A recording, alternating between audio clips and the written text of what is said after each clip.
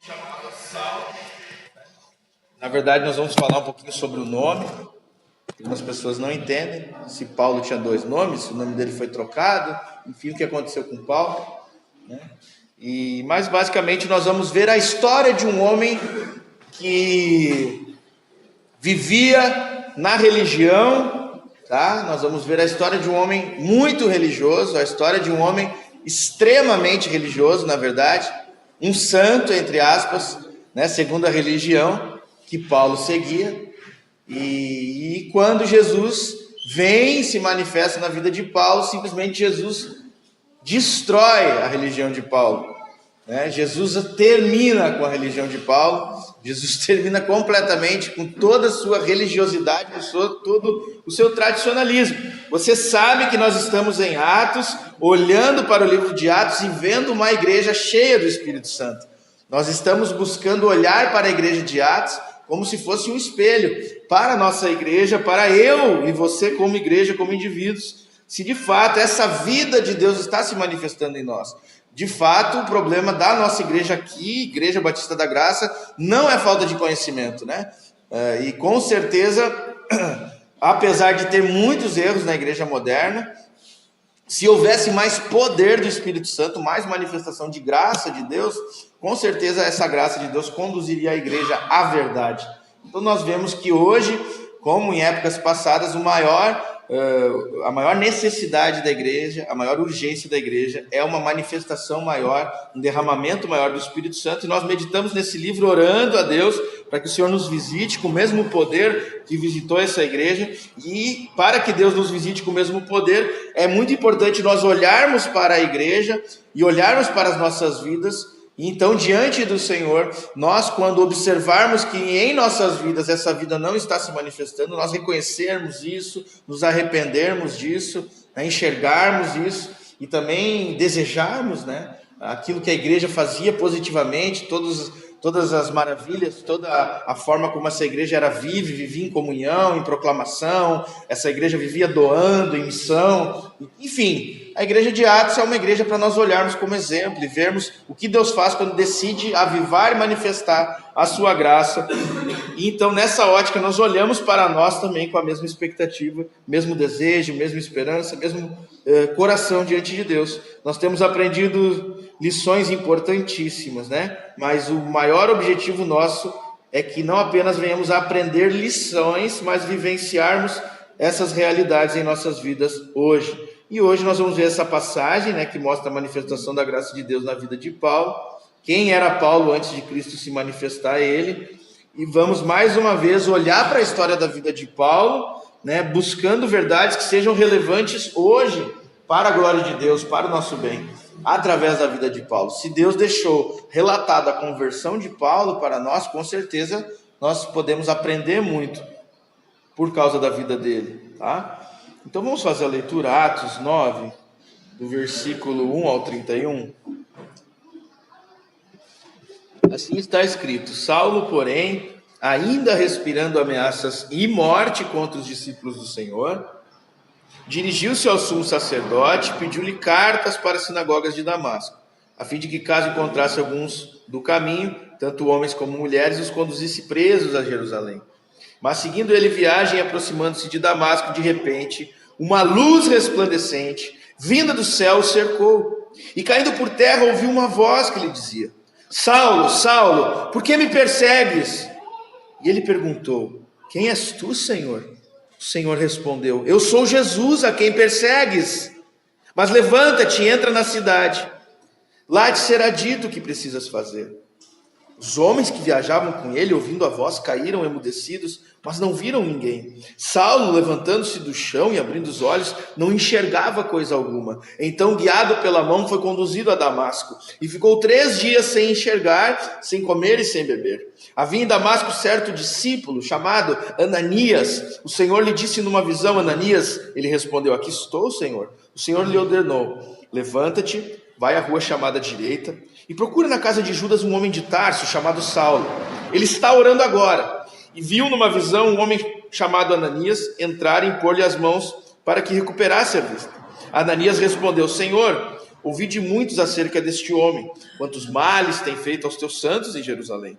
Aqui está autorizado pelos principais sacerdotes para prender todos os que invocam o seu nome.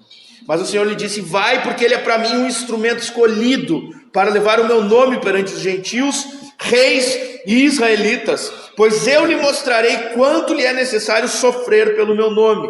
Ananias foi e entrou na casa, e impondo-lhe as mãos, disse: Saulo, irmão, o Senhor Jesus que te apareceu no caminho por onde vinhas, enviou-me para que voltes a enxergar e fiques cheios do Espírito Santo. Logo caíram-lhe os olhos, algo como escamas, e ele recuperou a vista. Então, levantando-se, foi batizado. E tendo se alimentado, fortaleceu-se. Saulo permaneceu alguns dias com os discípulos que estavam em Damasco. E logo passou a pregar Jesus nas sinagogas, dizendo ser ele o Filho de Deus. Todos os seus ouvintes admiravam-se e diziam: não é este que em Jerusalém perseguia os que invocam esse nome? Ele não veio para cá a fim de levá-los presos aos principais sacerdotes? Saulo, porém, fortalecia-se cada vez mais e confundia os judeus que habitavam em Damasco, provando que Jesus era o Cristo. Depois de muito tempo, os judeus entre si decidiram matá-lo, mas os seus planos chegaram ao conhecimento de Saulo, e como vigiavam as portas da cidade dia e noite para tirar-lhe a vida, os discípulos, levando de noite, desceram-no pelo muro dentro de um cesto. Ao chegar em Jerusalém, Saulo procurou juntar seus discípulos, mas todos tinham medo dele e não acreditavam que ele fosse um discípulo. Então Barnabé, tomando consigo, levou-os aos apóstolos e lhes contou como no caminho ele vira o Senhor e que este lhe falara, e como em Damasco pregara corajosamente em nome de Jesus. Assim ele passou a andar com eles livremente em Jerusalém, pregando com coragem em nome do Senhor. Falava e debatia também com os judeus de cultura grega, mas eles procuravam matá-lo. Quando os irmãos souberam disso, levaram-no até Cesareia e o enviaram a Tarso. Assim, a igreja desfrutava de paz em toda a Judéia, Galiléia e Samaria, sendo edificada e vivendo no temor do Senhor, e crescia em número pela coragem vinda do Espírito Santo. Senhor, que essa mesma coragem seja sobre nós, que esse mesmo Espírito seja sobre nós. Senhor, que exclusivamente pela Tua bondade o Senhor fale com os Teus filhos, para o seu bem, Deus, para o bem de cada alma aqui, Senhor, que necessita tanto, tanto e tanto. Às vezes uma palavra Tua, Pai, muda o significado da vida, das nossas vidas, Senhor. Que o Senhor nos fale hoje, é que eu te peço humildemente, Senhor, confiado em Jesus Cristo. Amém e aleluia. Irmãos, quem era Paulo? Se você quiser abrir a sua Bíblia em Filipenses 3, se quiser, se não quiser eu leio. Filipenses 3, a partir do versículo 4, 5 e 6, só 3 versículos, Paulo fala um pouco da vida dele. Tá? Ele fala o seguinte, que ele podia confiar na própria carne. Filipenses 3, verso 4, ele fala: se bem que eu poderia confiar na minha própria carne. Se alguém pensa que pode confiar na carne, muito mais sou eu esse homem, ele está dizendo. Circuncidado no 8º dia, da descendência de Israel, da tribo de Benjamim, hebreu de hebreus, quanto à lei eu fui fariseu, quanto ao zelo persegui a igreja, quanto à justiça que há na lei, eu era irrepreensível. Olha só, esse homem era simplesmente um modelo de religioso. Paulo, que na verdade adotou esse nome de Paulo, porque todo aquele homem que tinha cidadania grega, né, hoje em dia nós podemos ter a cidadania europeia, podemos ter o green card, né, a cidadania, né, o direito de ser considerado um americano também. Paulo tinha cidadania romana. Na época, 1/3 da população conseguia isso, era raro. Tá? Cidadania romana era algo raro, e Paulo conseguiu isso. E ele adotava um nome grego, então, por isso chamavam Paulo de Paulo. Tá? Ele não teve o nome trocado, ele não teve o nome mudado. Ele se apresentava como Saulo entre os judeus, provavelmente uma homenagem ao rei Saul, né, que Shaul, na verdade, o nome aramaico, né, provavelmente o primeiro rei, né, que teve em Israel, em homenagem a Paulo, que era o nome dele de hebreu, né, mas ele tinha um nome grego também, que era Paulo. Tá? Então, ora nós vamos ler aqui Saulo, às vezes eu vou falar Saulo, às vezes eu vou falar Paulo, é a mesma pessoa, tá? Então, Saulo, ou Paulo, ele era basicamente um modelo de religioso. Ele era o destaque da escola, tá? Ele era o melhor da escola. Em Atos, capítulo 5, nós vemos um homem chamado Gamaliel dando conselhos, né, para os fariseus. Este homem chamado Gamaliel foi o professor de Paulo. E Paulo não estudou 1 ano com Gamaliel. Paulo estudou até provavelmente seus 13 anos com Gamaliel. E Paulo, além disso, também estudou filosofia, tá? Porque a época em que Paulo estava vivendo era período um pouquinho depois dos principais filósofos gregos.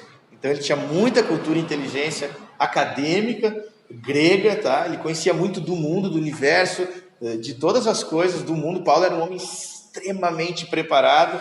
Provavelmente ele falava no mínimo 3 línguas, tá? No mínimo ele era trilíngue. Então Paulo era um homem bem capacitado, Paulo era um homem bem preparado, Paulo era um homem que conhecia e era zeloso da religião judaica, a ponto que ele fala aqui, ele disse assim, ó, eu fui circuncidado no 8º dia, tem gente que não consegue, né? Eu sou aqui, ele fala aos filipenses, eu sou hebreu dos hebreus, eu sou da melhor tribo, eu sou da melhor linhagem, da melhor família, tá?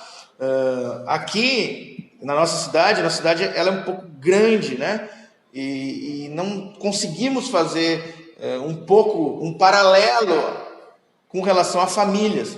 Mas aqui na cidade, se nós falarmos o sobrenome Meneghetti, por exemplo, né? Todos saberão que são pessoas que têm condições financeiras boas. Ferrari, Antoniazzi, são sobrenomes que quando a gente fala aqui na nossa cidade, essa pessoa tem dinheiro, essa pessoa vem de família nobre, né? Agora, se nós falamos Silva, né? Alguém vai conhecer? Silva, Santos, né? Ou seja, é um nome comum, né? João, Paulo. Então, basicamente, na sociedade antiga, quando você tinha um diploma, se hoje é importante você ter estudado numa universidade, na época de Paulo, se você passou por uma universidade, uma faculdade, como ele passou pela experiência acadêmica dos gregos e da filosofia, você era já tido como um super intelectual. Se houvesse televisão, rádio, internet, Paulo seria um dos homens, na época, do mundo mais aptos a escrever, mais aptos a ensinar. Paulo conhecia do mundo antigo, não apenas da religião judaica, ele conhecia da cultura, da filosofia e do mundo.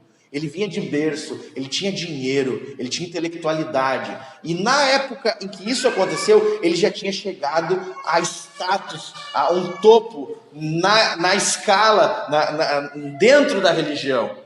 Paulo já tinha alcançado os mais altos lugares dentro da sua religião.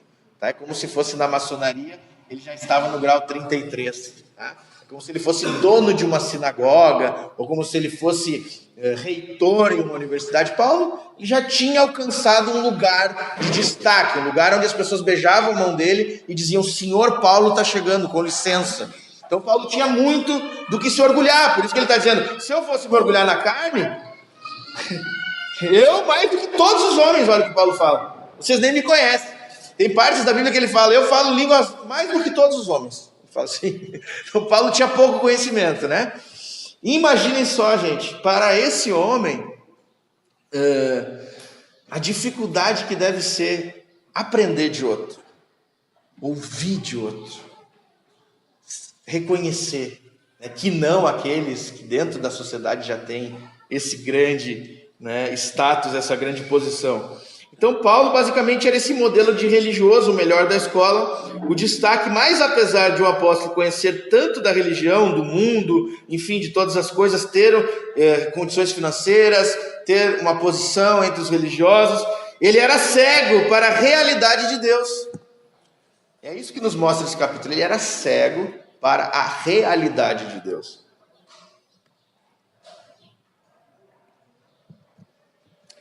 A religião é a nossa interpretação, é a nossa solução, é a nossa verdade sobre Deus. Paulo é um termômetro para testar a manifestação da luz, a manifestação da revelação de Deus, verdadeiramente a iluminação, a experiência da vida do Espírito de Jesus Cristo em nós.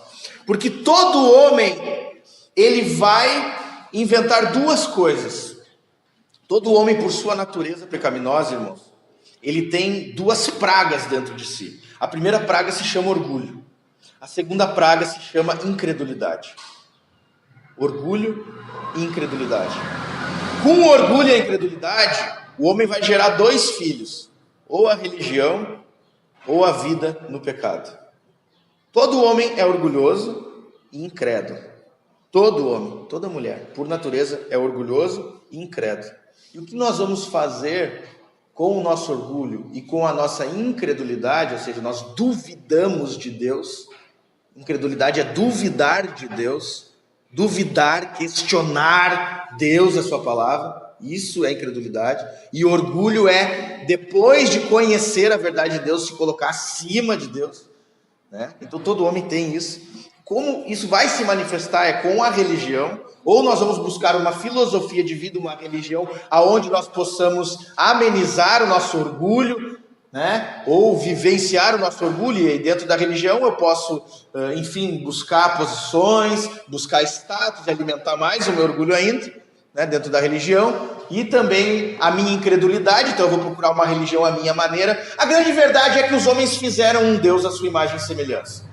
Como Blaise Pascal falou, né? Que Deus fez o homem à sua imagem e semelhança, e em retribuição o homem fez o mesmo. Então o homem faz sempre um Deus à sua imagem e semelhança. Sempre. Sempre o homem vai inventar um Deus à sua própria imagem e semelhança. Por isso existem tantas religiões. Então por que a religião é o fruto da incredulidade? Porque ao invés de você receber a verdade de Deus como ela é na sua palavra, você cria uma religião, um Deus que se adequa melhor às suas necessidades, a sua forma de pensar, a sua forma de enxergar o mundo. Então, a religião, ela é filha da incredulidade, tá? A religiosidade falsa, tá? E o orgulho também. Ou então você vai abandonar essa coisa de fachada, de tentar viver na frente dos outros de forma direitinha, bonitinha, né? Porque a grande verdade é que todo mundo é bonitinho, cheirosinho, mas em oculto todos vivem pecando contra Deus constantemente. Eu não me engano, quando eu sou convidado para ir num jantar, num lugar onde as pessoas estão bem vestidas, bonitas, um jantar do banco, qualquer jantar de negócios, eu não me impressiono. Eu sei que 99% daquelas pessoas que estão cheirosas ali, bonitas, aquela comida boa, roupa boa, no oculto, elas pecam dia após dia contra Deus. Elas se escondem de Deus. Elas se escondem dos homens para pecar. Nós podemos utilizar a religião também para fazer isso. E Paulo era um homem que fazia isso. Ele utilizava da religião para esconder as profundezas do seu coração incrédulo. Paulo era um homem que conhecia a lei, mas duvidava que Deus poderia salvar do jeito que Deus salva. Então ele buscava na própria religião se salvar. Paulo estava se salvando na própria religião, buscando se autoafirmar como uma pessoa boa. Então a religião para Paulo só alimenta o orgulho, só alimenta a altivez dele, a alta concepção que ele tem de si mesmo. Ele tem uma grande ideia de si mesmo. E nós precisamos, assim como Paulo, que a luz de Deus venha sobre nós, e assim como Paulo nos deixe cegos, tá? Nos destrua, nos faça humildes, porque o que Deus fez aqui foi fazer Paulo humilde. Paulo foi dependente de um homem que foi guia dele. Paulo ficou sem ter condições de comer. Paulo ficou cego, precisando que alguém ensinasse ele a caminhar pelas ruas. Ele conhecia todo mundo antigo. Paulo foi levado por um tal de Ananias. Que nome é esse? Não sei se ele era alto ou baixo. Teve que impor as mãos sobre Paulo. Paulo teve que ser batizado. Paulo foi humilhado. Volta. Começa desde o começo.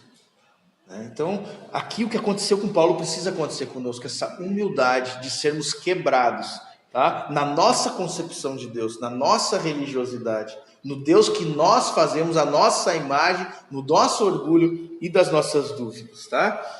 Então essa questão sobre a vida de Paulo ou de Saulo é a norma para todo ser humano. O homem que fez um Deus à sua imagem e semelhança, né? Um Deus que cria o próprio sentido da vida, nós homens que criamos o próprio sentido da vida, a nossa própria visão de mundo, a nossa própria religião, a nossa própria filosofia.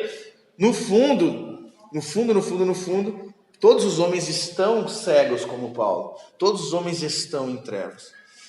Irmãos, é uma coisa bem simples. Eu hoje não tenho dinheiro para visitar o Japão. Eu preciso que outra pessoa venha e me dê condições de eu conhecer o Japão. Não tem condições. Nós não temos condições de conhecer a Deus. A religião, eu vou repetir o que eu falei aqui antes, não sei se vocês prestaram atenção. É a solução do homem, é a interpretação do homem sobre Deus. Ele cria, ele inventa, ele faz. Por quê? Porque Deus ainda não se manifestou para ele. Então ele sente o problema. Existe um Deus, eu não conheço esse Deus. Ele percebe dentro do coração dele a culpa, ele diz, eu tenho que fazer alguma coisa. Então ele inventa alguma coisa. Tá? É isso que nós vamos aprender aqui. Que na verdade essa invenção, essa invencionice toda é trevas. Que o homem não conhece. É como eu quando estrago meu carro. Meu carro estraga, eu fico igual um bobo em volta dele. Apesar de conhecer um pouquinho de carro, assim como o homem conhece um pouquinho. O homem sem Bíblia, ele conhece um pouquinho. Ele olha para ele vê que algumas coisas ele faz certo, ele vê que ele é mau em outras coisas. Ele olha para o céu, ele vê que vem chuva. Então, eu acho que tem um Deus. Então, eu e o carro é mais ou menos o homem sem a Bíblia e Deus. Ele fica olhando o mundo e fica tentando resolver o problema da coisa, né? Alguns vão dizer assim, o importante é ter fé, vamos ver de qualquer jeito, vamos ver no pecado, vamos ver, eu faço a minha filosofia, carpe diem, aproveitem o dia, vamos ser felizes, vamos esquecer esse negócio de religião e vamos ser felizes. Pum, essa é uma solução. A outra solução é, não, vamos fazer tudo direitinho, porque o certo é certo, né? É importante ter fé em alguma coisa, então vamos seguir a religião, vamos fazer as coisas certas. Então tu pode ter uma dessas duas vidas, mas nenhuma dessas vidas é a vida de Deus se manifestando nas nossas vidas, né? Tudo isso, na verdade, é pura ignorância. É pura trevas. Se Deus não vier e se manifestar a nós e se revelar, nós nunca vamos conhecer a Ele. É como eu brinco, né, falando sobre mulheres bonitas, né? Se uma mulher bonita não quiser falar com você, você não tem como tirar a voz dela, arrancar dela e conhecer ela. Se ela não quiser se apresentar, se ela não quiser sair para jantar, se ela não quiser conversar e se revelar a você, mostrar, abrir o coração dela, os sentimentos dela e contar a vida dela, como que foi, quem ela é, de onde é que ela veio, os medos dela, os anseios dela, que o homem nunca vai saber. O homem pode ficar igual um bobo em volta, pedindo, implorando, mandando flor, bombom, ele não consegue. Se ela não quiser se abrir, ela não vai se abrir. Deus é assim, Ele habita em luz inacessível, irmãos. Não temos como conhecer a Deus a partir de nós, mas nós precisamos que Ele venha. Nós precisamos que Ele se manifeste, nós precisamos que Ele se revele, que Ele fale. E aí é necessário humildade. E é o que a gente faz todo domingo aqui. A gente abre a palavra e Deus fala. Mas é necessário o quê? Humildade para ouvir Deus. Por quê? Porque sempre vai ter essas duas pragas entre nós. Dúvida, que na verdade eu chamo de um nome pior, porque dúvida parece muito light. Incredulidade. Incredulidade é a primeira praga e orgulho é a segunda praga, tá? Então basicamente todos nós somos cegos e temos esse orgulho e essa incredulidade em nossos corações, assim como Paulo. E Paulo era cego para coisas importantíssimas sobre Deus. Paulo ignorava, Paulo não enxergava coisas extremamente valiosas e importantíssimas sobre Deus. De fato nós vamos ver que Paulo não conhecia Deus. E assim é o homem, quando Deus não se revela. Assim como eu dei o exemplo do carro. Muitas vezes o meu carro estava com um problema em uma parte, agora meu carro está pingando óleo. Pingando óleo, eu chego lá, olho embaixo do carro, na garagem, óleo. Fui lá no posto de gasolina, falei com o trocador de óleo. Tu trocou meu óleo, tá pingando, eu acho que é o filtro, tu não fechou direito. O cara foi lá, olhou embaixo do carro, disse assim, mas teu filtro nem se mexeu. Faço papel de bobo, porque eu estou dizendo que é o filtro, não é o filtro. Aí ele vai lá e me mostra, na junta do motor, está soltando óleo. Ele conhece carro melhor que eu e motor melhor que eu. Eu não conheço. Eu ignorei algo que se eu não tratar, vai me deixar sem carro no futuro. Se eu não tratar isso, se eu não colocar ali uma junta, ali arrumar e trocar peça, eu vou ficar sem carro. Agora, isso é tranquilo, né? Ficar sem carro é tranquilo. Agora, ficar sem Deus. Ficar sem Deus no mundo. É possível uma pessoa estar vivendo dia após dia na religião dela e ignorar coisas importantíssimas sobre Deus, verdades reais. Por isso que eu escrevi aqui a realidade de Deus. A realidade de Deus se manifestou sobre Paulo. Paulo falava muito sobre o Adonai. Paulo falava muito sobre o Deus de Moisés. Paulo falava muito na sinagoga sobre o Deus de Abraão. Paulo falava muito sobre o Deus de Samuel, sobre o Deus de Davi. Paulo falava muito sobre Deus. Paulo lia muito sobre Deus. Paulo entendia muito sobre Deus, mas ele não conhecia a presença da realidade de Deus, a realidade da presença de Deus. Tem muitas pessoas que vivem a religião, mas a realidade da presença de Deus não é verdadeira em suas vidas. Não é real que Deus está presente. E tanto é que não é real que a pessoa, ela não conhece Deus como é, né? É impossível você andar comigo 2, 3 dias e não me conhecer e ver que eu sou uma pessoa que gosta de fazer piada. É óbvio. A pessoa passar 2 dias comigo vai ver, eu faço piada com tudo, eu brinco com tudo. né? Então, se uma pessoa fala, não, Rafael é um homem sério, Rafael é um homem, assim, né, fechado, né? Não conhece, não me conhece. Não me conhece nem um pouco. A mesma coisa somos nós podemos andar com Deus e negar verdades. E Paulo, e de repente você vai dizer, não, mas eu não nego nada que está na palavra. Não, mas de repente você não nega com a boca, mas com a vida você nega. Paulo com a boca, aqui que está toda parada, gente. Paulo com a boca, ele confessava as verdades de Deus na Escritura, mas com a vida dele não. Ele tinha a lei, ele tinha as confissões, ele tinha as doutrinas, ele tinha toda a tradição, ele conhecia tudo. Ele era o aluno número 1, ele era o que sentava na primeira fila. O professor nem começava a fazer pergunta e já estava lá, com a mão sendo levantada. Paulo, posso responder, professor? Sabe? Mas aqui faltava a realidade da vida de Deus. Em primeiro lugar, Paulo era cego para o amor criador de Deus. Olha só o versículo 1. Saulo respirava ameaças e morte. Ele respirava ameaça. Sabe o que é isso? O cara, cada pensamento dele, cada respiração dele, eu quero matar. Vou ter que matar esse povo. Eu vou ter que matar todos os cristãos. Eu quero matar todos eles. Eu quero matar de diversas formas eles. Era isso que Paulo pensava. Ele respirava isso. Era o batimento do coração dele. Então Paulo, ele tinha ódio, ele queria a morte dos filhos de Deus, dos discípulos do Senhor, diz ali. E ele vai até o sumo sacerdote, verso 1. Ele pede cartas, diz, eu quero autorização para entrar em todas as sinagogas. Imagina um louco entrando e o sumo sacerdote, tá, mas quem é que vai em todas as sinagogas do mundo, de certo, procurando ele? Eu vou em toda a sinagoga, eu vou de cavalo, eu vou em todas, eu vou fazer a limpa, eu vou matar todos, eu quero carta para entrar em todas as sinagogas, me dá aqui. O cara tinha sede por sangue, sabe o que é isso? Paulo tinha sede por sangue, então ele quer ir a Damasco e ele quer encontrar, olha só, caso eu encontre alguns no caminho, tipo assim, tomara que eu encontre alguns no caminho, né? Tantos homens como mulheres. O cara não tinha piedade. Se viesse uma mulher grávida, se viesse uma jovem de 16 anos, o cara queria matar, tá? E ele queria prender e matar. É o que diz assim no versículo 1 e 2. Então, em primeiro lugar, Paulo era cego para o amor de Deus, para o amor criador de Deus. Por quê? Porque Paulo considerava desprezível algo que Deus considerava, algo que Deus amava. Algo que Deus ama profundamente, Paulo odeia. Deus ama um povo profundamente, Paulo odeia esse povo. Então a gente já vê que a presença real de Deus não está na vida dele. O Espírito de Deus não estava na vida dele. Como pode alguém odiar alguém que Deus ama? Tá? A segunda coisa que Paulo era cego era para a misericórdia de Deus. Paulo não enxergava que é a bondade de Deus que conduz alguém a qualquer arrependimento. E muitas vezes nós somos assim, né?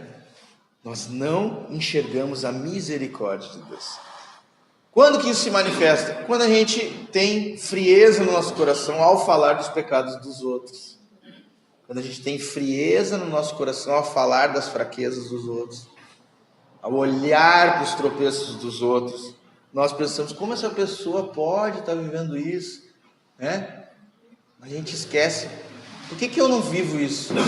Porque a bondade de Deus me deu arrependimento. Paulo era cego para isso. Tá? Paulo era cego para o orgulho do seu coração. Paulo acreditava em justificação por obras. Paulo se orgulhava da sua intelectualidade, do seu status, da sua descendência. Ele tinha um conceito muito grande de si mesmo. Então Paulo era cego para o próprio orgulho. Né? Ele não enxergava-se como sendo orgulhoso.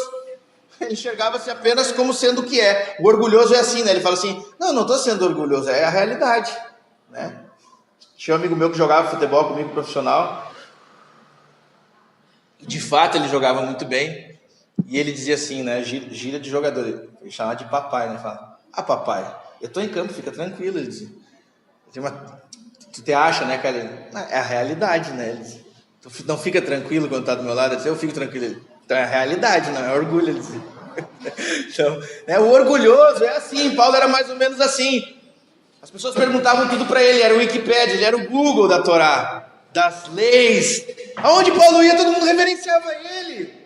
Batia palma, acendia a luz, chegou Paulo, né? E aí quando o coraçãozinho dele ali se manifestava, em reação a isso tudo, ele sempre se manifestava, fui eu que conquistei isso. E ele não se via orgulhoso, ele achava que aquilo ali era uma honra, um direito dele. Então Paulo também era cego para o próprio orgulho no seu coração.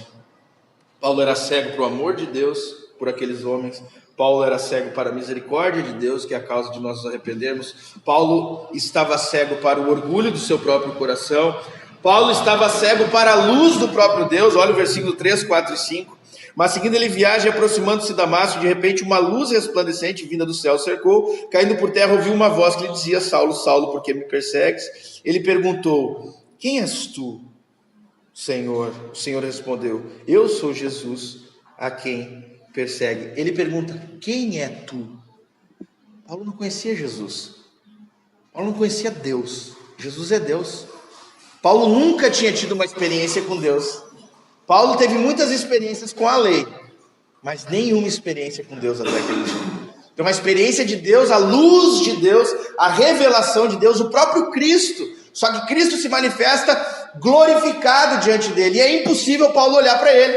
Assim como quando Jesus aparece para João, glorificado na ilha de Patmos, João ele dá linguagens, olha, ele tinha os olhos como fogo, ele tinha, porque João não consegue descrever o que ele vê, né? Assim como Isaías, enfim, Jesus aparece glorificado ali, e Paulo ele fica atordoado, ele simplesmente, ele não conhece. Essa pergunta dele do versículo 5, quem és tu, mostra que Paulo era cego para a luz de Deus.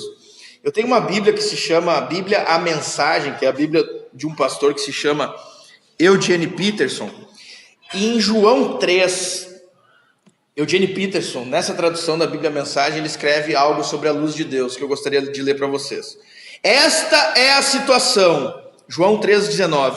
A luz de Deus invadiu o mundo, mas a humanidade inteira correu para as trevas.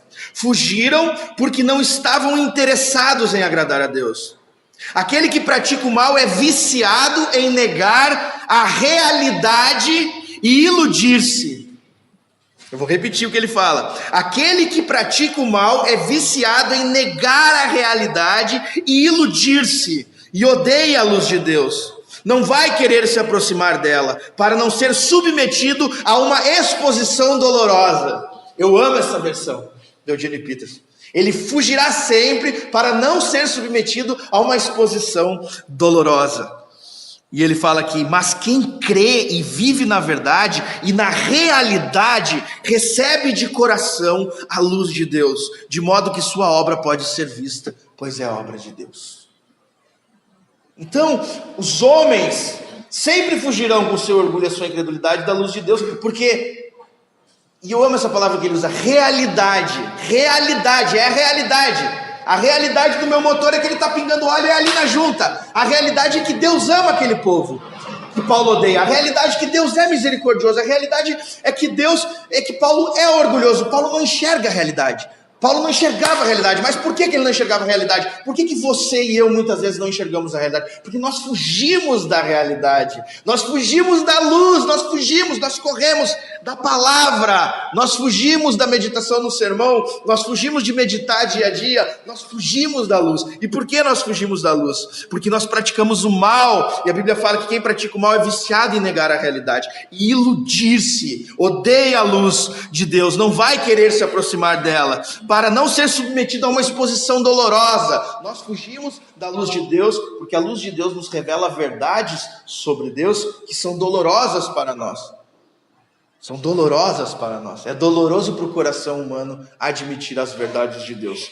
Então, Paulo era cego para a luz de Deus.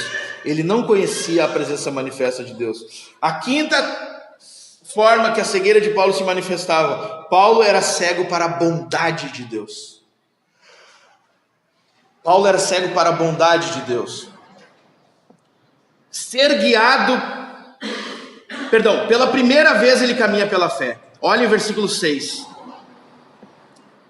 Levanta-te, o Senhor fala para ele. A primeira coisa que Deus faz, Paulo está no chão. Paulo viu uma luz, ele não consegue se levantar, ele está prostrado, ele não sabe o que fazer. Deus diz para ele assim, ó: te levanta, tá? Agora tu viu quem eu sou, tu reconheceu que eu sou santo. Quando Jesus se manifesta, irmãos, ali Paulo, ele viu toda a pecaminosidade dele, ele viu toda a santidade de Deus, ele não sabe mais o que fazer. Tá, e agora o que eu faço? Eu fico aqui, o que eu faço da minha vida? Assim, levanta, e ele fala, entra na cidade e lá te será dito o que precisa fazer. A primeira coisa que Deus faz com um homem, com uma mulher que quer seguir eles, é levar para o desconhecido. Levar para o desconhecido.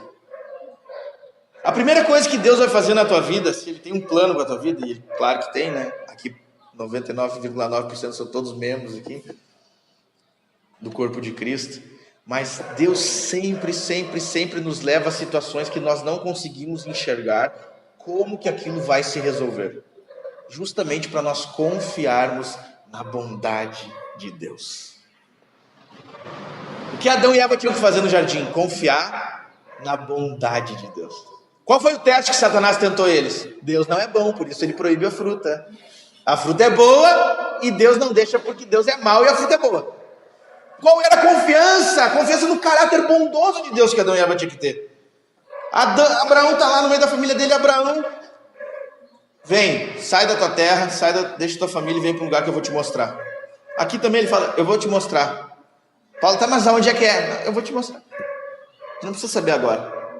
Nós não precisamos saber para onde nós vamos. Nós precisamos saber com quem nós vamos. Precisamos saber com quem nós vamos. Então Paulo, ele não sabia o que era isso. Paulo, ele tinha autonomia, ele fazia a agenda dele. Segunda-feira, perseguir cristãos em Damasco. Segunda às 8. Às 10, perseguir a sinagoga lá do canto do rio. Às 11, eu vou almoçar com... Paulo fazia a agenda dele. Ele não sabia o que era viver o desconhecido. Essa incredulidade do homem, ela impede o homem de se lançar nas mãos de Deus ao desconhecido. Essa dúvida da bondade de Deus, essa incredulidade. Então a religião, ela protege o homem disso. A religião, ela é toda certinha. Ela é toda certinha, ela é toda fechadinha, ela é toda cheia de obras.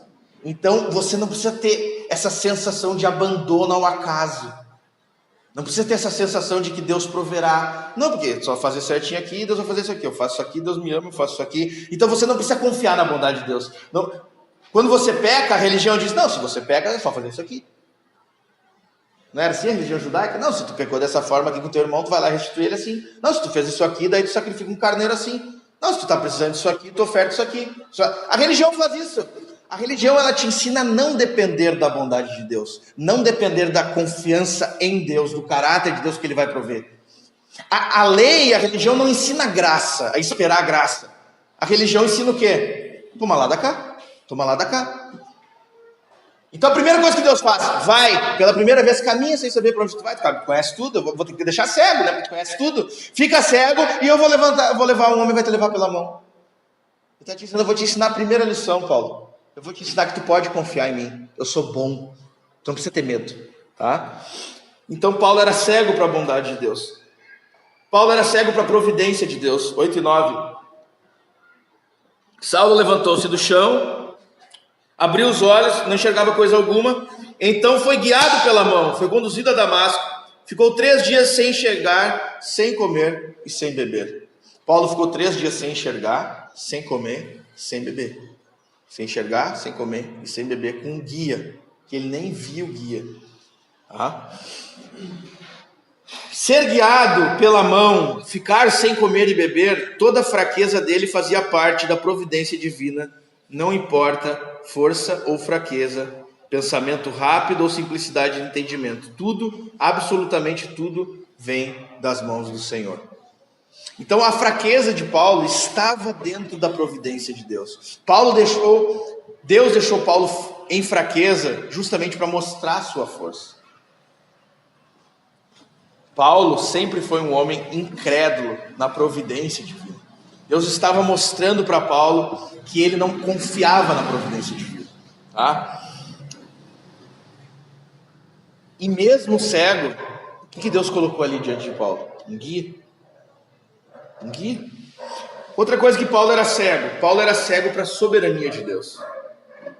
Versículo 10 ao 14. Eu não vou fazer toda a leitura, tá? Mas basicamente, vocês vão ver do 10 ao 14. Essa conversa de Deus com Ananias, de Deus com Paulo, e essa questão de Ananias ir lá diante de Paulo, né, orar por ele, batizar ele. Depois vocês vão ver isso mais no versículo 18, verso 18, caíram-lhe dos olhos algo como escamas, ele recuperou a vista, então levantando-se foi batizado. Ananias fez um churrasquinho para ele, olha lá, tendo se alimentado fortaleceu-se, né? Saulo permaneceu alguns dias com os discípulos que estavam em Damasco. Então, Deus faz o que quer, como quer e usa quem quer. Paulo era cego para isso. Paulo acreditava que a verdade só poderia vir por meio do quê? Dos fariseus. Ele era fariseu, só podia vir por meio dos fariseus. Paulo acreditava que a verdade só poderia vir por meio de Israel, da religião judaica, dos fariseus, só podia usar os líderes dos fariseus. E Paulo foi humilhado para aprender sobre que Ananias podia orar com ele, Ananias podia fazer até a comida dele, porque é, entre aspas, humilhante para um homem, né? Tá passando fome. Não é um dia, gente, é 3 dias passando fome. Vocês imaginem aqui o Michel 3 dias sem comer, né? E aí alguém vem e põe uma costelinha desossada na frente dele picadinha. Eu duvido ele ter bons modos. Então Paulo, ele ficou realmente ali humilhado na frente de Ananias, porque ele estava morto de fome, ele teve que se humilhar, comer ali, ser batizado, orar por ele, enfim. Deus mostrou para ele, eu sou soberano, eu faço como eu quero, quando eu quero, do jeito que eu quero, eu uso quem eu quero. Paulo precisava aprender isso. Algo que Paulo também, essas coisas que estavam acontecendo com Paulo, era justamente para curar Paulo de todos os problemas que ele tinha antes, em sua natureza não regenerada. E por último, Paulo era cego para a glória de Deus, tá? Verso 15 e 16, vocês vão ver o seguinte: o Senhor lhe disse, vai, porque ele é para mim um instrumento escolhido. E olha o que ele fala, para levar meu nome perante gentios, reis israelitas, pois eu lhe mostrarei quanto é necessário sofrer pelo meu nome. Então a última cegueira de Paulo é a cegueira para a glória de Deus, tá? Paulo conheceria o nome de Deus agora.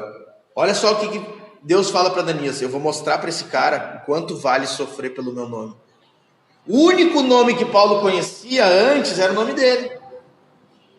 Ele lutava pelo próprio nome. Mas agora Deus fala assim: eu vou mostrar para ele o quanto importa sofrer pelo meu nome. E nós somos assim também. Nós lutamos pela nossa própria causa, pensamos na nossa própria causa infinitas vezes, tá? Nós precisamos que Deus nos mostre o quanto importa sofrer pelo nome dele. Nós não podemos ser cegos para a glória de Deus. Todo o sermão passado foi sobre isso, e retrasado basicamente eu falei sobre a luta pela glória do próprio nome e a glória de Deus, então não vou me estender aqui. Mas basicamente Paulo buscava, tudo que ele fazia era para si, né? E agora então ele começaria a viver para o nome de Deus. E foi o que aconteceu. Se vocês olharem a partir do versículo 20, né, vai dizer que Paulo passou a pregar Jesus, olha lá, versículo 20, nas sinagogas, dizendo ser ele o Filho de Deus, e ali vai dizer que ele era perseguido. Olha só, 23, depois de muito tempo os judeus entre si decidiram matá-lo, né? Aí depois ele chega entre os irmãos, o que os irmãos fazem? Duvidam que ele é crente.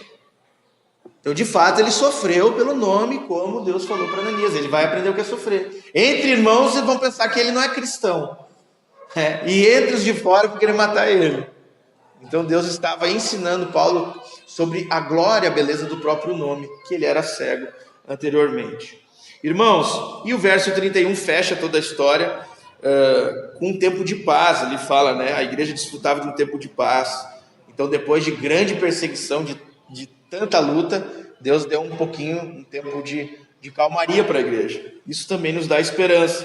Mas nós não podemos esquecer nunca, em hipótese alguma, em toda essa história, que foi um milagre que levou Paulo a esse estado de total humildade.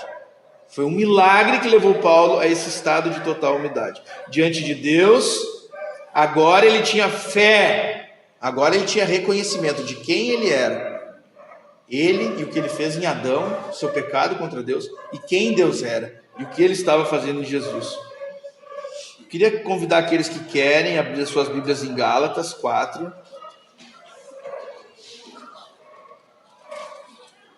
A partir do versículo 21.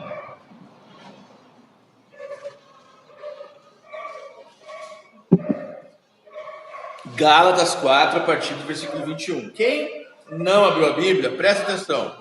Gálatas 4, a partir do versículo 21. Diz assim Paulo falando sobre os que vivem sem conhecer a presença da realidade de Deus manifesta só na religião. Ele fala: dizei-me vós que quereis ficar debaixo da lei. Não ouvis a lei? Porque está escrito que Abraão teve 2 filhos, um da escrava e um da livre. Quem conhece a história aqui? Quem aqui leu a Bíblia e conhece a história? Todo mundo quase, né? Abraão teve 2 filhos. Mas o que aconteceu com Abraão? Abraão era idoso, ele não tinha como ter filhos, tá? Não tinha como ter filhos. A esposa dele era estéril. E Deus chega para ele e fala assim: ó, Abraão, da tua descendência vai nascer uma multidão incontável. Então Abraão olha para o corpinho dele, para a carcaça dele, olha para a carcaça da senhora dele e diz: é impossível, senhor, não tem como. Aqui, dessa pedra não vai sair água. Ele fala: ele não vai sair, Abraão, eu vou te fazer pai de multidões. Então o que Abraão, na inteligência burra dele, faz? Ele pega a escrava, dorme com ela e diz: está aqui o filho, né? Religião. E o que Paulo fala sobre isso? Ele fala: Abraão teve 2 filhos, um da escrava e o outro da livre, da esposa dele. O que era filho da escrava nasceu de modo natural, mas o que era da livre mediante uma promessa.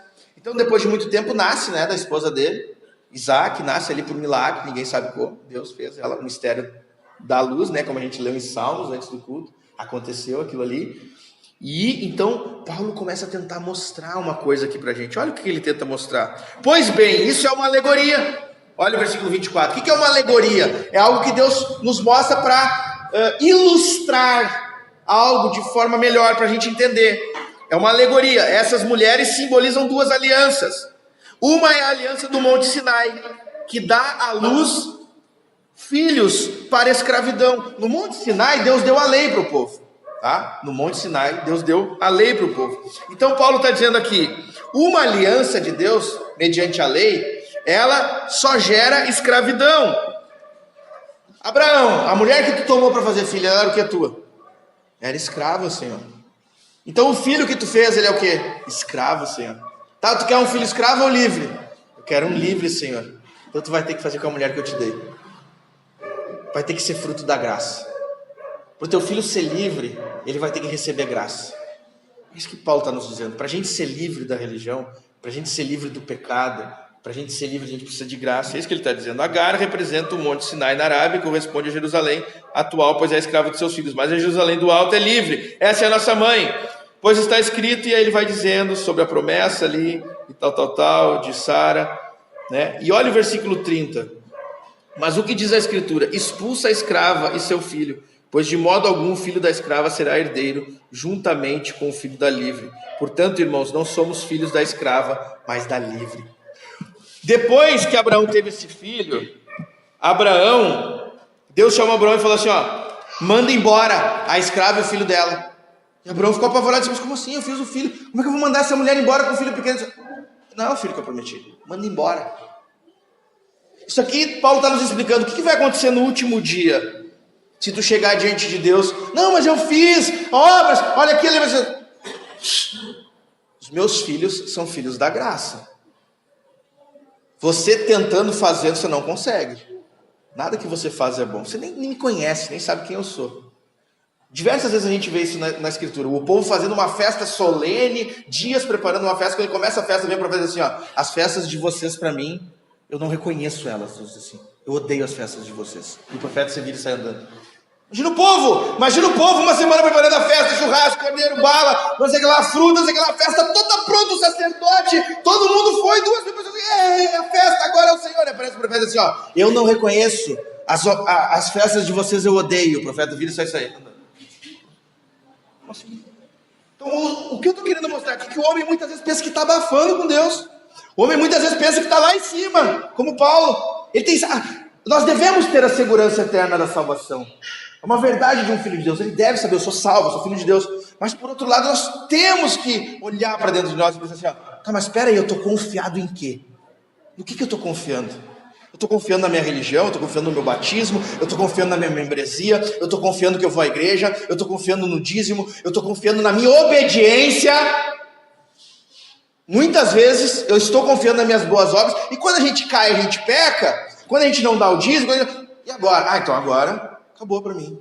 Mas aonde está apoiada a tua fé? Aonde está apoiada a minha fé? Você ainda é cego para essas coisas aqui, a bondade de Deus, a misericórdia de Deus. É isso que nós devemos refletir hoje, que essa humildade de Paulo foi um milagre, tá? As 2 alianças, elas demonstram miserabilidade, essa miséria que é o homem no seu interior. Sempre o homem, Paulo fala depois aqui na sequência de Gálatas, ele fala assim, ó, e sempre eles foram inimigos, o filho da escrava e o filho da livre. Como até hoje tem, vocês lembram?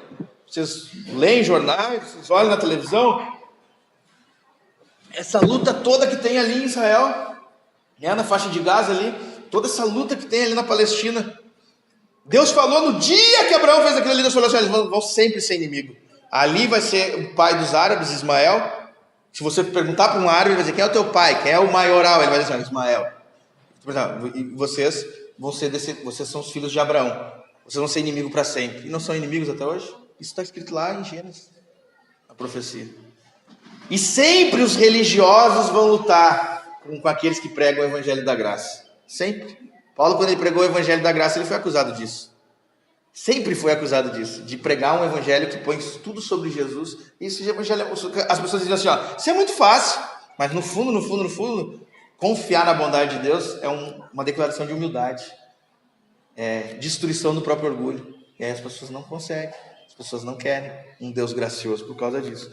Então nós precisamos urgentemente, irmãos, desejar que esse Espírito, que essa graça de Deus também se manifeste em nossas vidas. Por quê? Número 1, para que a gente enxergue o amor de Deus. Para que a gente enxergue o amor de Deus por todos os povos. Paulo estava cego para o amor de Deus por todos os povos. Nós precisamos enxergar o amor de Deus por todos os povos. Todas as pessoas que nós muitas vezes passamos e consideramos que seria impossível. Gente, isso é terrível. Considerar que a graça de Deus não pode alcançar um povo, ou considerar um povo menor ou pior. Nós precisamos ter o nosso coração aberto, dilatado para o amor de Deus por todos os homens sem distinção. Segunda coisa, nós precisamos que o Senhor abra os nossos olhos e mantenha a luz dele sobre nós, para que nós venhamos a enxergar a cada dia mais que é apenas a sua graça, a sua misericórdia, é a sua bondade que nos conduz ao arrependimento. Isso nos levará a exercer misericórdia e paciência com as outras pessoas, tá?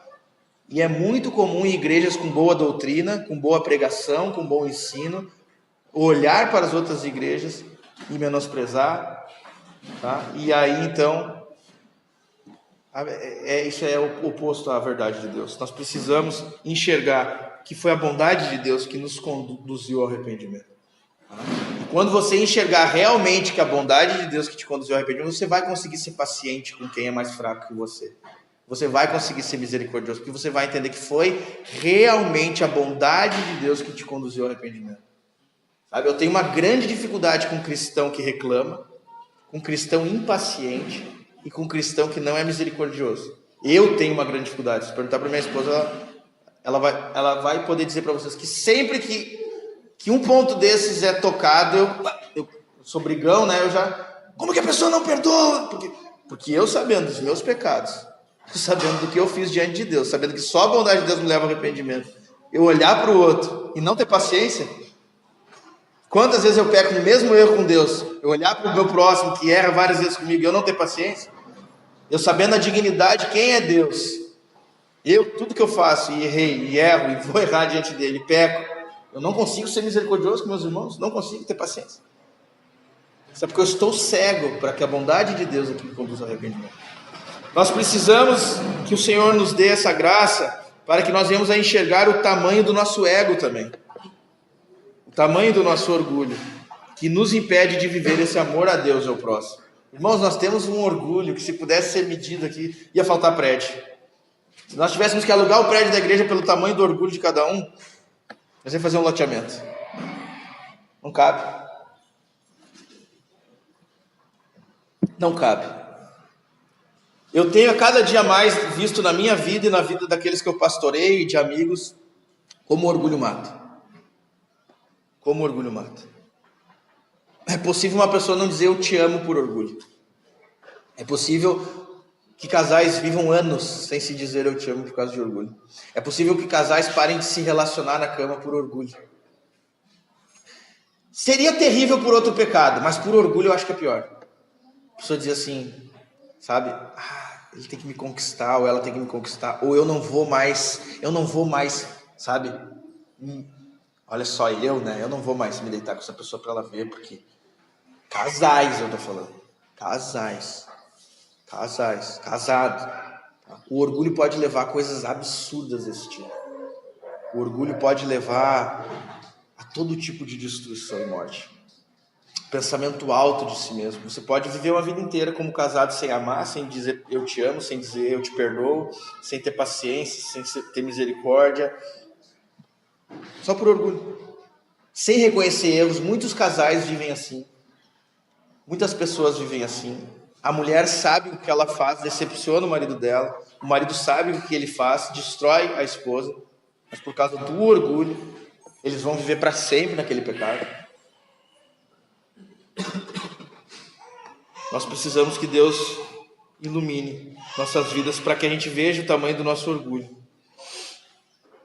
Número 4, nós precisamos que a luz de Deus brilhe sobre nós para que nós possamos enxergar a luz de Deus, o conselho de Deus e não as nossas próprias convicções. Isso aqui talvez seja a coisa mais importante que o Senhor tem que mostrar para nós. A verdade dele e não a nossa.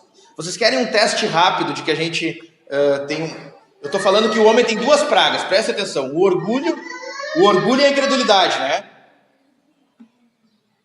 Aqui o orgulho e a incredulidade se manifestam como em nenhum outro lugar. Orgulho e incredulidade para a palavra de Deus. Deus vem e se manifesta para Paulo. E Paulo fala assim, quem é tu, Senhor? Tipo assim, eu não te conheço. Essa humildade é extremamente necessária para nós. Preste atenção, sei que meu filho é bonitinho. Essa humildade, eu não te conheço, eu não sei, eu preciso que o Senhor me fale. Quer ver um teste rápido que a gente não tem essa humildade? Na Bíblia, quero falar para as mulheres primeiro. Vou falar primeiro aos homens. Na Bíblia está escrito que o homem deve se sacrificar pela sua esposa, assim como Jesus deu a vida pela igreja. Quando um homem ouve isso, aqui na igreja já não é mais assim, porque os homens já estão escutando isso há anos e anos e anos, a fio, tá? Mas quando você ouviu isso a primeira vez, ou quando falam isso aí fora, o homem foi feito. Eu estava com os meus 2 pedreiros trabalhando agora, semana passada, numa obra ali, na reforma da casa do meu sogro ali, que ele contratou, e eles me fazem a seguinte pergunta, os pedreiros me fazem a seguinte pergunta, pastor, o que é um homem? Olha só, o que é ser homem? Ele perguntou. Eles vão perguntando tudo, né? Eles até fazem piada. E Chico Xavier é pecado? Olha só. Como assim Chico Xavier é pecado? Falo, Chico Xavier é uma pessoa. E não sei o que é pecado. Eles ficam o dia inteiro perguntando coisas da Bíblia, perguntando coisas e falando coisas. E eu fico o dia inteiro respondendo. E aí eles perguntaram assim, e o que é um homem, pastor? E eu falei, um homem basicamente é aquele que pega tudo que ele tem, que Deus deu para ele, todo o seu recurso, sua força, tudo que ele é, e ele usa isso para que outros tenham vida. Que outros, pastor? A família dele, esposa, crianças, assim. Basicamente a cidade, a igreja, eu disse, né? O mundo, esse homem foi feito para utilizar de tudo que Deus deu para ele, para servir os outros.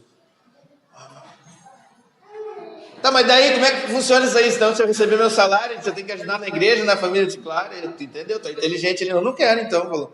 Não quero ser homem, eu disse, eu prefiro pegar o meu dinheiro para mim. Né, pastor? É pecado? Eu disse, não é pecado, filho, só é o contrário de ser homem, eu falei. Né? Então, basicamente, quando o homem ouve isso, o ouvido dele dá coceira. Não, tu foi feito, assim, ó, tudo que Deus te der não é para ti. Deus te deu força, mas não é para te usar para ti. Deus te deu dinheiro, mas não é para tu usar para ti. Deus te deu inteligência, mas não é para tu usar para ti. Tudo tu vai servir outros, cuidar de outros e ajudar outros. Isso é ser homem. Mas como assim, pastor? E a minha esposa? E se ela não estiver arrependida? Se ela não estiver arrependida, não tem problema. Assim como Jesus perdoou a igreja, você tem que perdoar a sua esposa. Tá, pastor, mas se ela nunca se arrepender 70 vezes 7 por dia, também não tem problema. Você vai continuar dando a vida para ela. Mas se ela não mudar, pastor? Ela não mudou, pastor. Eu ainda tenho que fazer que nem Jesus. Sim, igual Jesus, dá a vida por ela, a vida inteira. A vida inteira, pastor. E se eu sei que ela não vai mudar? Se ela olhar para mim e dizer assim, eu nunca vou mudar. E aí, pastor? Também. Aí também. Cara, isso já é terrível para um homem ouvir. Agora pensem as mulheres. As mulheres, a Bíblia diz assim, ó. As mulheres, elas devem se ornamentar, elas devem buscar as maiores belezas. Assim como Sara, que chamava ao seu marido Abraão, meu senhor. Quantos de vocês estão empolgados em chamar o seu marido de meu senhor? Parece engraçado, mas lá no fundo do nosso coração, provavelmente no fundo do coração feminino, quase impossível a mulher cogitar essa hipótese. É a ordem de Deus e Deus diz que é bom. É a ordem de Deus e Deus diz que é bom. Mostra nosso orgulho. Porque assim como para um homem é difícil dar a vida para uma mulher, da mesma forma para uma mulher será extremamente difícil chamar o seu marido de meu senhor. Eu não estou falando de chamar o termo, não precisa chamar o termo, mas tratar como meu senhor. Você não eleva a voz para o seu marido na frente dos outros. Você não despreza ele. Você não xinga ele. Por quê? Porque ele é o seu senhor. A Lidy tem um senhor lá no trabalho dela que é o patrão dela, né? Ela não chega pro patrão dela e diz: de novo isso aqui, cara! Tem como ela fazer isso, né? Não tem como ela dizer: senhor, como é que é o nome dele mesmo, amor? Bruno? Seu Bruno, seguinte, olha só, novamente o senhor, não sei se foi o senhor, mas quem sabe foi o senhor. Tem um erro aqui, não estou dizendo que foi o senhor, né? Tá a assinatura do cara lá, mas ela não vai dizer que ele tá errado. Não, talvez, mas houve algum equívoco. O senhor pode dar uma olhada nisso? Não é essa toalha em cima da cama aqui de novo, eu já falei, não sei o que lá. Não, é isso, né? Então, é diferente, né? É diferente de tratar alguém com respeito. O que a Bíblia está pedindo das mulheres é só que elas tratem o marido com respeito. É só isso. É só isso, respeito. Respeito é o quê? Tu não depreciar o teu marido na frente dos outros, tu não xingar ele, tu não falar mal dele na frente dos outros, tu não levantar a voz para ele quando estão sozinhos em casa, tu perguntar as coisas para ele, tu ouvir o conselho dele quando ele diz que algo é bom ou ruim. Isso é a Bíblia. Isso é a Bíblia. Isso eu estou mostrando claramente. Jesus precisa iluminar a sua luz sobre nós para que nós possamos enxergar a luz dele, a verdade dele. Nós precisamos fazer o contrário do que essas pessoas, do que essa Bíblia que eu li tão bonita de Eugene Peterson diz. A Bíblia de Eugene Peterson diz: essa é a situação. A luz de Deus invadiu o mundo. E a luz de Deus invadiu a vida de vocês, porque o que eu estou falando aqui é a palavra de Deus e é a luz de Deus. Quando Deus diz que a mulher deve respeitar o marido, é a luz de Deus para o mundo. Deus está se manifestando e mostrando aquilo que é bom, aquilo que é bom, aquilo que é santo, aquilo que faz bem. E Ele está manifestando, e Ele está dizendo assim, ó: a luz de Deus invadiu o mundo, mas a humanidade inteira correu para as trevas. Fugiram porque não estavam interessados em agradar a Deus. Esse é o motivo porque as mulheres não recebem essa palavra, não querem agradar a Deus. Esse é o motivo porque os homens não querem se sacrificar pelas mulheres, eles não querem agradar a Deus, eles querem agradar a si mesmo. E aqui diz: aquele que pratica o mal é viciado em negar a realidade. Ele nega a realidade que ele é mau, ele nega, ele diz assim: não é que eu sou mau. O problema é que quando nós ouvimos Deus falar sobre alguma coisa e nós achamos ruim, nós não olhamos para nós e dizemos: o que Deus falou agora, o que o pastor falou, o que a Bíblia falou, eu não gostei, então tem algo errado comigo. Não, as pessoas: então tem algo errado com Deus. Essa é a resposta. Não, se a Bíblia diz que é para chamar de meu senhor e respeitar, então só pode ter algo errado com Deus, né? É assim que as pessoas pensam. Se Deus mandou dar vida pela minha esposa, tem alguma coisa errada com Deus. Mas a Bíblia fala que isso acontece porque nós negamos a realidade. Porque aquele que pratica o mal é viciado em negar a realidade, iludir-se. E a Bíblia diz: odeia a luz de Deus, não vai querer se aproximar dela, para não ser submetido a uma exposição dolorosa. É por isso que muitas pessoas não ficam na nossa igreja, para não ser submetido a uma exposição dolorosa. Nós precisamos que a luz de Deus exponha as nossas dores, a nossa maldade, porque é muito mal não respeitar um marido. É muita maldade. Assim como é muito mal um homem que não dá vida pela sua esposa. É muita maldade. É um crime contra Deus, na verdade. Nós precisamos que a luz de Deus brilhe sobre nós para que nós enxerguemos a bondade do nosso Pai e também nos lancemos ao desconhecido sem medo. Eu falei sobre orgulho, agora eu vou falar sobre incredulidade. Sabe por que você não abandona o seu pecado? Incredulidade. Você duvida que o mandamento de Deus é melhor que o pecado. Você duvida que Deus é bom ao te ordenar castidade. Você duvida que Deus é bom ao te ordenar o respeito. Você duvida que Deus é bom ao te ordenar sobriedade.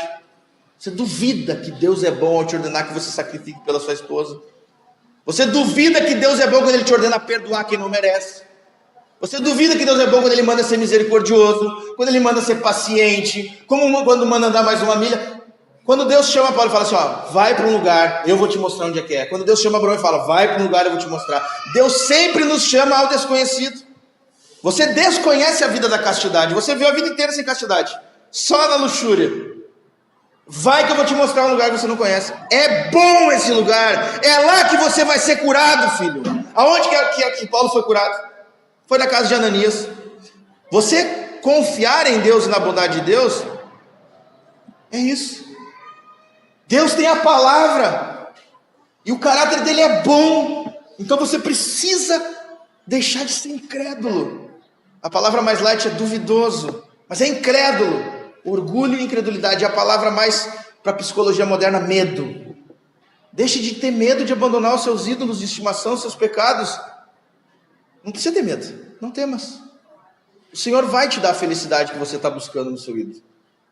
Tá? Nós precisamos que a luz de Deus brilhe sobre nós para mostrar que Deus é melhor que os ídolos. Nós precisamos que a luz de Deus brilhe sobre nós para que a gente enxergue a providência divina também nas dificuldades, entendendo que há um Deus bom por trás de todo o caos. Há um Deus bom por trás de toda insegurança. Deus está te levando a um lugar de insegurança para aprender a confiar na sua providência. Nós aprendemos aqui antes. Deus vai te levar para um lugar de caos para que Ele possa ordenar todas as coisas. Deus levou Paulo a um lugar de caos. Paulo ficou cego. Paulo ficou cego sem garantia. Deus não cegou Paulo e disse assim, fica tranquilo que eu já vou te curar. Não, Ele cegou Paulo e ficou quieto. Paulo ficou apavorado. E agora? O que vai ser da minha vida? Ele levou Paulo à dependência extrema de todos os outros. Homens, ensino, tudo. Paulo levou Deus levou Paulo a confiar na sua providência. Nós precisamos confiar na providência de Deus. O nosso orgulho e a nossa incredulidade sempre vai duvidar da providência de Deus. Nosso orgulho porque a gente quer confiar na nossa obra. E a nossa incredulidade porque a gente duvida que Deus é bom. O nosso orgulho e a nossa incredulidade sempre vão lutar contra todas essas verdades que Deus manifestou aqui para Paulo. O orgulho de Paulo e a incredulidade de Paulo também lutaram contra a luz de Deus. O orgulho e a incredulidade de Paulo, o orgulho e a nossa incredulidade lutam contra a luz de Deus. O nosso orgulho e a nossa incredulidade lutam contra a misericórdia de Deus, contra o amor de Deus a todos os povos. O nosso orgulho e a nossa incredulidade também lutam contra a verdade que Deus nos mostra da nossa altivez. E com certeza, na providência, não tem época em que nós conhecemos mais as pessoas do que em épocas de escassez, onde faltam as coisas. Muitas pessoas têm uma alegria muito grande em Deus. Quando as dificuldades começam, elas somem. Então nós precisamos confiar na providência de Deus. Irmãos, em penúltimo lugar, nós precisamos que essa mesma luz se manifeste sobre nós, para que nós venhamos a descansar na soberania de Deus. Como Paulo, nós venhamos aceitar a cegueira, aceitar a fome, aceitar ser batizado, aceitar ser guiado, aceitar a oração de outro, aceitar Ananias. Somente assim nós receberemos a cura. Nós só vamos receber a cura de Deus quando nós aceitarmos os meios que Deus estabeleceu para curar. Minha esposa perguntou algo para mim essa semana. Amor, desviado é a mesma coisa que convertido, que desigrejado? Eu disse, amor, fica difícil definir, porque para algumas pessoas desigrejado significa uma coisa, para outras pessoas desviado significa outra coisa. Ela, como assim? Eu disse, desviado, em primeiro lugar, não existe na Bíblia. Existe alguém na Bíblia que ama Jesus e não anda com Ele? Não. Nós vimos homens que caíram e se arrependeram. Mas nós não temos nenhum. Mostre-me na Bíblia um homem há 6 meses desviado. Te desafio, eu dou meu carro. Não tem. Esse conceito que a gente vê é desviado no sentido de que, mas ele pode voltar. Claro que a gente tem esperança, né? Todo amigo nosso, conhecido, qualquer pessoa a gente deseja que volte. Mas esse conceito que no Brasil tem do desviado que é crente, não existe na Bíblia, não existe. E desigrejado, você já viu na Bíblia algum cristão que ama Jesus, discípulo de Jesus, sem se envolver com a igreja? Qual? Os profetas se envolviam com a comunidade de Israel, que era a igreja do Antigo Testamento, e os discípulos do Novo Testamento se envolvem com quem? Com a igreja. Com a igreja local. Não tem? Não tem na Bíblia. Tá? O que eu estou querendo dizer com isso? Deus escolhe os meios. Deus escolhe os meios para abençoar a gente. Então ela perguntou para mim, qual é a diferença de um do outro? Eu falei, para mim não tem diferença. Teoricamente, todo desviado que não participa da mesa, que não é membro da igreja local, ele não é cristão. Eu não posso fazer esse juízo. Eu disse, pode ser que no meio desse pessoal todo, Deus tem um filho ou outro. Eu disse, e os desigrejados também. Eu disse, como alguém pode viver sem comer na mesa do pai? E dizer, eu sou filho. Como alguém pode viver sem os irmãos, sem a família? Não tem como, a Bíblia fala isso. Eu disse, então, amor, não tem desviado, desigrejados, dificilmente são convertidos. Tem pessoas, aí eu disse para ela, tem pessoas que participaram de algumas igrejas, foram feridas. Tem pessoas que participaram de algumas igrejas e ensinavam errado.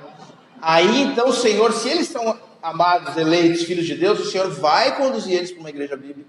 O Senhor vai colocar um pastor na vida deles. O Senhor vai colocar um conselho. O Senhor vai colocar pessoas que orem por eles, pessoas que ensinem eles. Foi o que Deus fez com Paulo. Deus pegou Paulo e falou assim, tu aprendeu tudo, né? Sabe tudo, né, Paulo? Tá, então peraí, agora tu não sabe nada. Vem cá que eu vou te mostrar um cara, chama Ananias o nome dele. Guarda aí, Ananias. Ele sabe tudo, vem cá. E Paulo disse, mas Ananias, eu nunca ouvi falar. Eu conheço os 48 chefes aqui da religião. Quem será que é esse Ananias? Então, fica quieto aí, Paulo. Ele também vai orar por ti, tu vai ser curado e vai te batizar. Vai lá que Ananias vai te ensinar. E ele foi curado só depois disso. Às vezes você não entende a lógica de Deus e o meio que Deus escolheu para te abençoar. E eu também. Mas nós só seremos curados. E isso vale para aqueles conselhos que eu dei antes de casal. Não adianta ficar brigando com a esposa. Só vai ser feliz quando sacrificar e der a vida por ela. Não adianta ficar brigando com o marido. Só vai ser feliz quando honrar, respeitar e ter o tratamento de meu Senhor. Pode, olha, é como diz ali aqui em João 13, é a realidade. Pode ficar negando a realidade à vontade. À vontade. Pode tentar da sua própria forma, a sua própria religião, a sua própria maneira, inventar a sua forma também, que nem Paulo. Mas só vai acontecer quando for humilde, ouvir Deus, obedecer. Só vai acontecer quando for isso. Só, e não tem, é como negar a gravidade. Pastor, eu não acredito na gravidade. Não tem problema, eu vou soltar a chave, ela vai cair igual. Você acreditando ou não que a chave vai cair, ela vai cair, é uma lei da física. É uma lei de Deus, Deus escolhe os meios, Deus é soberano. Nós precisamos que Deus abra os nossos olhos para a sua soberania. Nós precisamos aprender que Ele manda, nós obedecemos. Como semana passada eu falei, como filhos. Eu não vou dar todo o exemplo que eu dei semana passada aqui, mas basicamente nos falta o básico. Ser filho. O filho não senta na mesa com o pai ronca grosso e fala, tu não vai fazer, tu é meu filho. E o filho sai, eu vou fazer assim, você levanta e sai andando. Não faz. O filho não faz isso. O filho não faz isso. A gente faz isso toda hora com Deus. Deus fala, não faz, eu odeio isso aqui eu odeio. Dane-se, não sai fazendo. Nossa, o que falta pra gente aqui, nesse sermão aqui? Falta a luz de Deus, falta graça, falta poder de Deus. Eu estou falando isso faz 2 meses, né? A gente enxerga essas coisas. A última coisa que nós precisamos enxergar é a glória de Deus, que eu tanto falo aqui. Falo. A gente não enxerga a glória de Deus. Paulo aprendeu que tinha um nome maior que o dele. Nós precisamos aprender isso. Paulo aprendeu que havia um nome maior que o dele, um nome santo, acima do dele. Nós precisamos enxergar isso. Que as nossas vidas não dizem respeito a nós, mas ao nome de Jesus. E viver pelo nome de Jesus. Amém, irmãos? Que de fato o nome dele seja infinitamente maior que o nosso. A religiosidade, eu anotei aqui, é a atitude do coração orgulhoso e altivo. É a oposição à graça de Deus, o contrário do temor, o coração pecaminoso, a carne, o ego, o orgulho odiará essas verdades e se oporá contra elas. Logo colocará todos contra o próprio Deus, Cristo e a igreja. Tá? A religiosidade é a atitude do coração orgulhoso e altivo. Ele se esconde atrás da religiosidade, mas lá dentro no coração não teve acesso à luz de Deus ainda.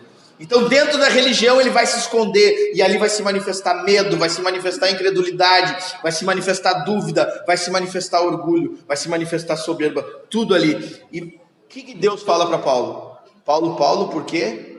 Me persegue. Paulo se tornou um cooperador da igreja, depois que ele foi convertido. É a última frase que eu anotei aqui, ó. Paulo deixou de ser um perseguidor e passou a ser um cooperador. Paulo teve seu orgulho e medo substituído por humildade e confiança. Que o Senhor nos dê graça para isso. Vou repetir. Ele basicamente tinha orgulho e medo, ou orgulho e dúvida, ou orgulho e incredulidade. Isso aqui é a oposição da fé. Se eu perguntar para você o que é fé, você vai dizer, fé é o casamento de duas coisas. Fé é humildade e confiança. Humildade e confiança. Pode usar qualquer termo para explicar, mas basicamente para você ter fé, você tem que ser humilde e confiar no quê? Na verdade que Deus te revela. Então, humildade e confiança é base de fé. Qual é o oposto disso?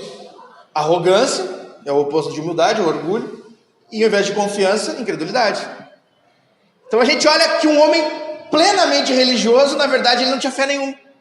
Um homem extremamente religioso, culto, inteligente, ético, moral, acadêmico, ele não tinha fé. E ele era extremamente orgulhoso. Mas agora que a luz de Deus brilha na vida de Paulo, Paulo passa a ser o quê? Humilde e confiante. E ele aprende a viver a partir de todas essas verdades. Que o Senhor nos dê graça para enxergar todas essas coisas. É um milagre. Não tem como eu fazer alguma coisa, você fazer alguma coisa. Nós somos salvos exclusivamente pela graça do nosso Senhor Jesus Cristo. Somos transformados pela graça também. Mas eu seria muito irresponsável de mostrar a vida de Paulo aqui sem mostrar o coração de Paulo, né? E mostrar que muitas das coisas que Paulo não enxergava, talvez ainda nos falta enxergar. Que a gente venha desejar essa luz, essa verdade sobre nós também. Que a gente possa fazer o contrário. Que a gente possa escrever a nossa versão, né, de João 3. Correram para a luz, queriam sentir a dor da verdade, queriam enxergar que não confiavam na bondade de Deus, eles queriam enxergar que duvidavam, né? Por isso ficaram sob a luz, para verem as suas obras. Que essa seja a nossa oração, amém? Irmãos, vamos cear, ficar em pé.